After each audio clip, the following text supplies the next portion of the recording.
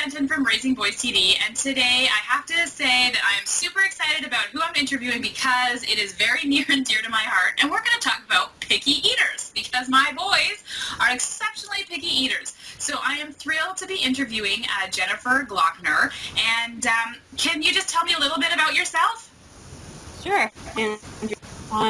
So I am a registered dietitian nutritionist, and I'm the creator of the Smarty Plate ebook series. I just published the first book, Pet Eat Try Veggie.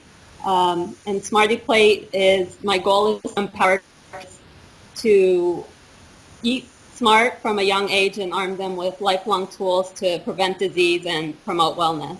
That's awesome, because I definitely know that if my kids could eat candy 24/7, they would. So that's great. So my first question is, my boys are picky eaters. One likes pasta, one doesn't. So what are 3 ways that I can get them to try new foods? Because honestly, I'm bored, and I know that they need to try and eat more variety of foods. Definitely. That's a good question that a lot of parents have. The first thing is, though, in general, food preferences do start from a young age, so it's best to try to introduce foods early on. But a few tips that I have is, one, getting your kids involved in the preparation and planning of foods. Oh, that's good. Because if they have a role, they're more likely to want to be adventurous with trying new foods. So, okay. So what I mean by that, you can now, this is around the holiday season, so if you can come up with maybe some recipes together and go out to a grocery store, or if you have a farmer's market or even a local farm and pick some seasonal produce together, that's a fun activity. And then get them in the kitchen and give them age-appropriate supervised tasks. So. Okay, yeah, that's good. And I should do that for sure. And I should, we actually have a farm near us. I should go and see what's seasonal and get them to pick some stuff. And yeah, that'd be great. Awesome. Yeah. Another tip is role modeling. So your kids learn from observation. So they see what you put on your plate and what you bring into the house. So if you're more excited about certain foods, then hopefully they'll become more excited too. Yeah, okay, that's good.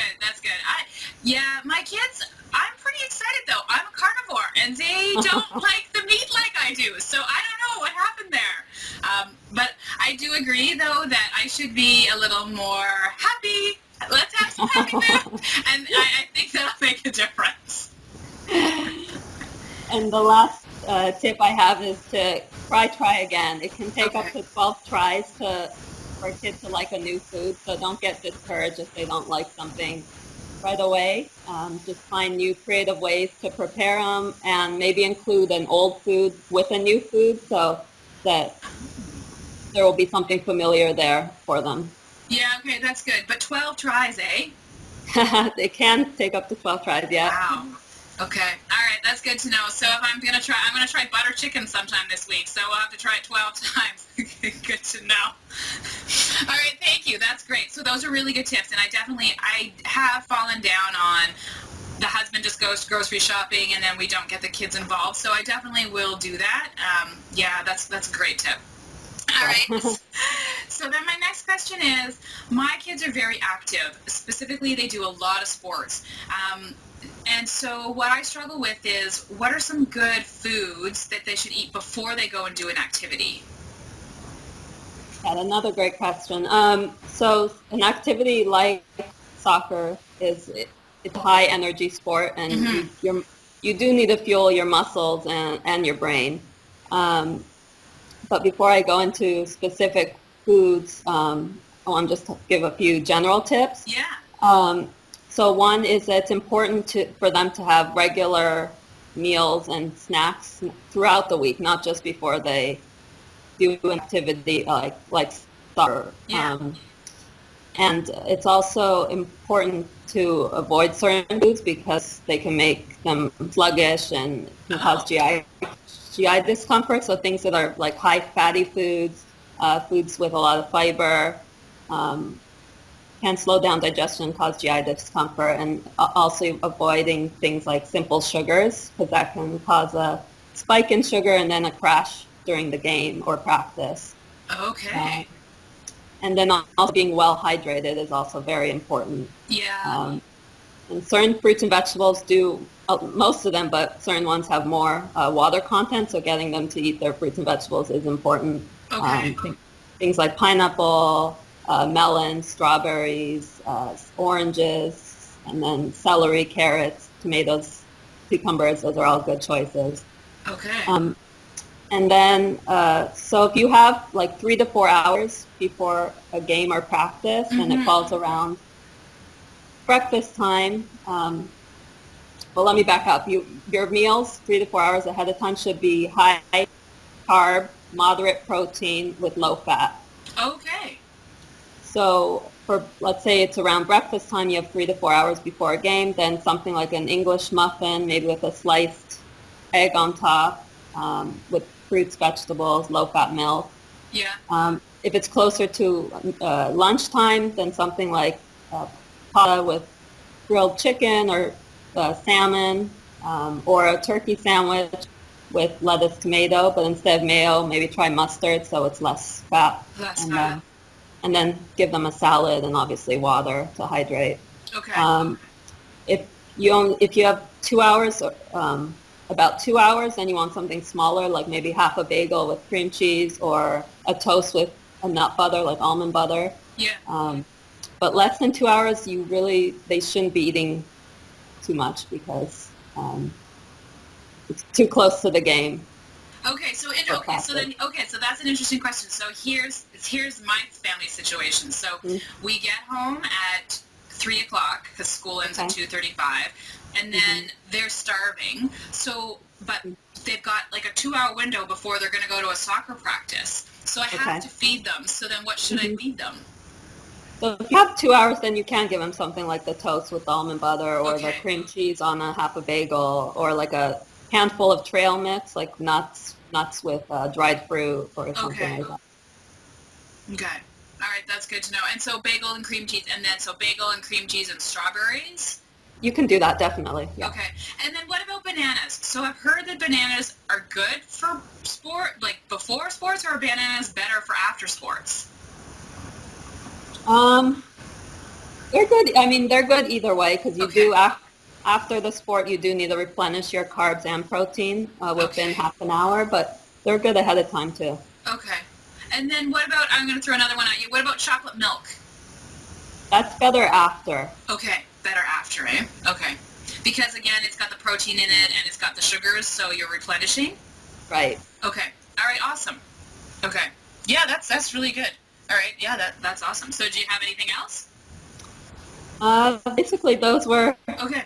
That's it. Yeah, no, that's awesome because there were some really good tips. So I did not know any of that stuff because we've been feeding my son the wrong things at soccer in the morning, which may explain why he's been crashing. So that does, yeah, that's great to know.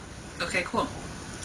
And then the final one is and I know a lot of parents experience this, there's not a lot of kids walk to school anymore. We typically drive, or we're driving to another activity. So what are some things that I can feed my kids in the car that are good snacks that will kind of do dual duty? Like maybe they're going to a soccer practice in 2 hours, or, they're going to a music lesson, or whatever the case may be. Sure. So first, another general tip is a snack should include lean protein with a carb. And what I mean by a carb is like a whole grain or fruit and vegetables. Okay. A snack shouldn't be a whole meal, so it should definitely be smaller portions and not include empty calories, so no high fatty, sugary, salty foods. Okay. So a few things that you could try are like fruits with nut seed butter is good. Okay. So apple slices or pear slices with nut butter is good. Okay. You could do something like a whole grain cracker with a string cheese. Oh, okay. Or you could do a bean dip, like hummus with cut up veggies. Okay, that's good. Or even a yogurt.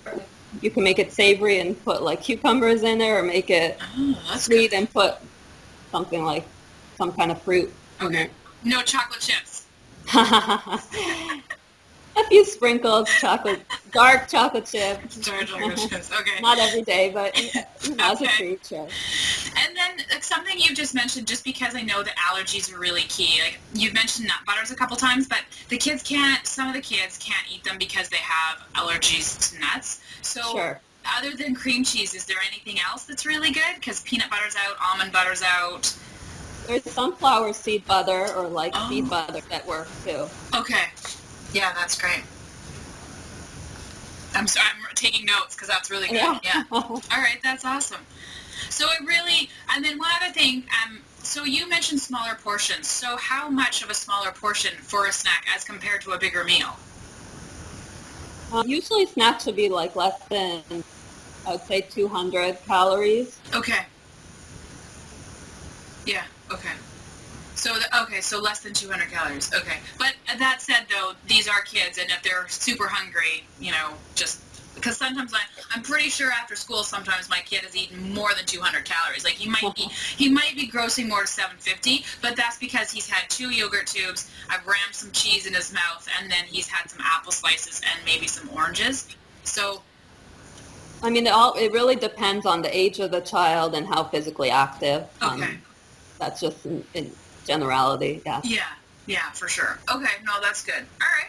Well, thank you. That was great. I learned a ton of stuff, actually, and we definitely have been not feeding our kids the right stuff before soccer games, so now we're going to have bacon in the morning. No, maybe not.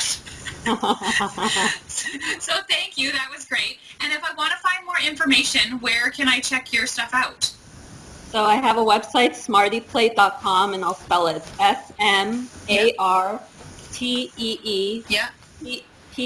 SMARTEEPLATE.com. And my book, Petty Price of Veggie, is available on Amazon and iTunes right now. Okay, that's awesome. All right. Cool. Well, thank you very much. Thank you. Thank you. I'm Andrea Benton from Raisingboys.tv, and I would love it if you subscribe to my YouTube channel. Thanks. Bye.